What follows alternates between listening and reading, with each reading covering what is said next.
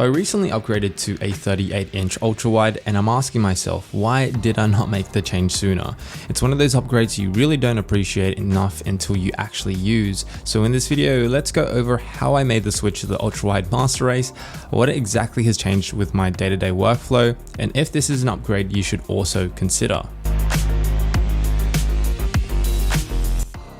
So over the last couple years, I've been using the Dell S2719DC, which is a 27-inch ultra-thin USB-C monitor. It has a 2K display and also a handy 90 watts of power delivery, so I could both simultaneously charge my laptop and extend my screen space. An openly docked MacBook M1 also gave me immediate access to the Touch ID sensor and the trackpad to make use of Apple's multi-touch gestures. Honestly, it's a great budget-friendly setup, but with the primary monitor being only 27 inches, I found it a bottleneck when it comes to multitasking and productivity, so I went on the hunt for a single ultra-wide monitor.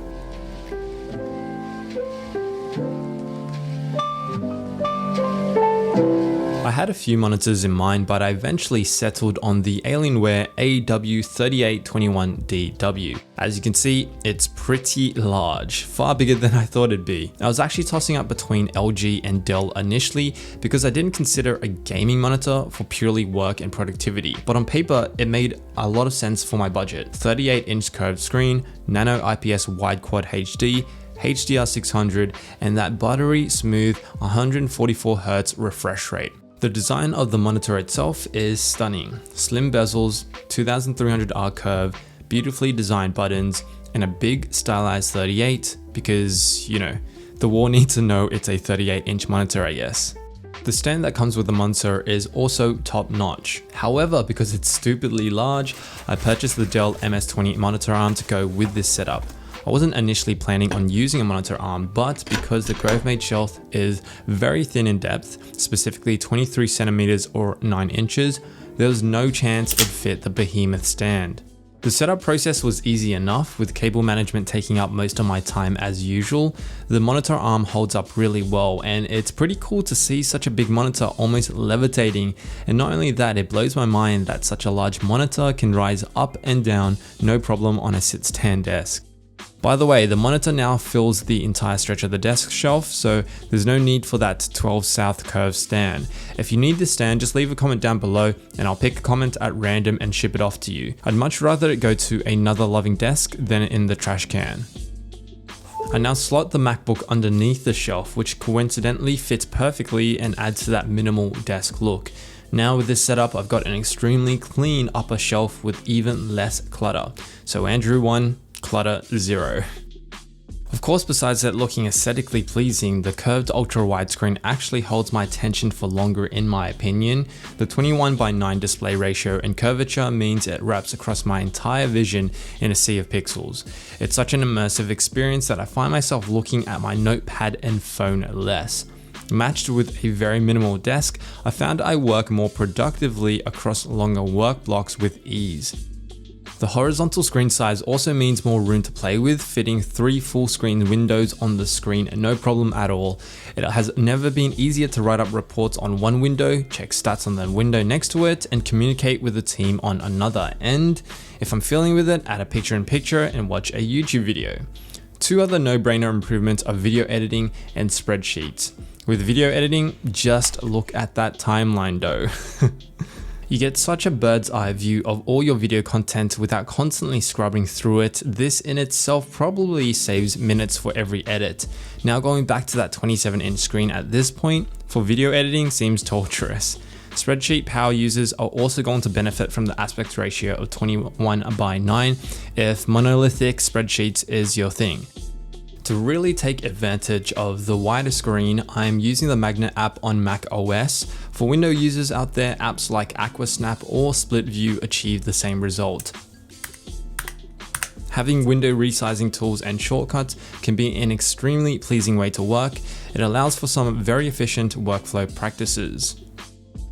Not everything works so well though. For example, many websites are stretched out across a vast distance, which doesn't look very appealing, and if you're planning to live stream too, then a dual screen setup will probably suit you better. The other drawback is, of course, the price.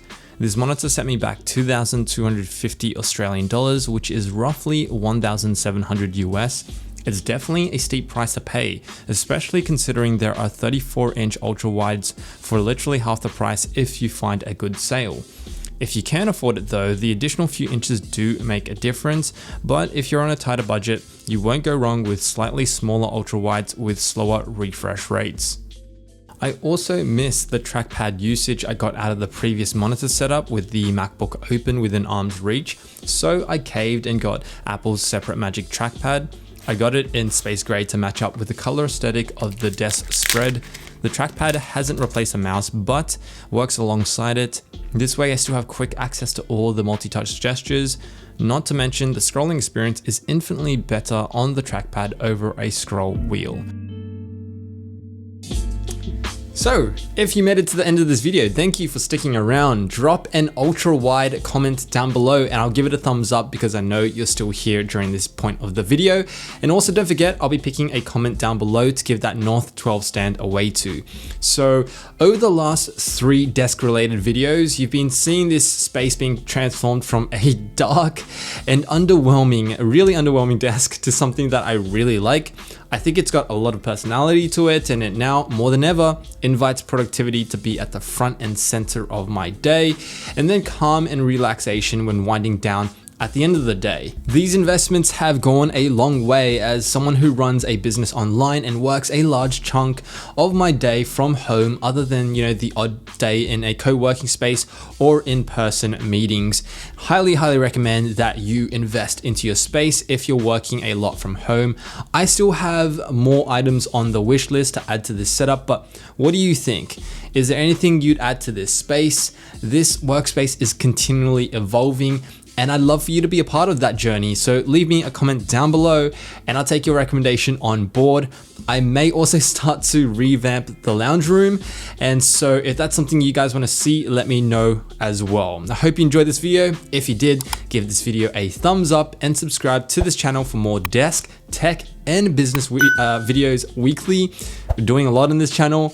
I'm also opening up a private community for this channel, so I'll drop a link down below in the description box if you're interested. If it's not there right now in the description box, it's probably not open to the public yet, but just drop me a DM if you're interested in joining that community. Let's also connect up on Instagram. That's where you can DM me at AndrewEthanZeng. And as always, thank you for watching.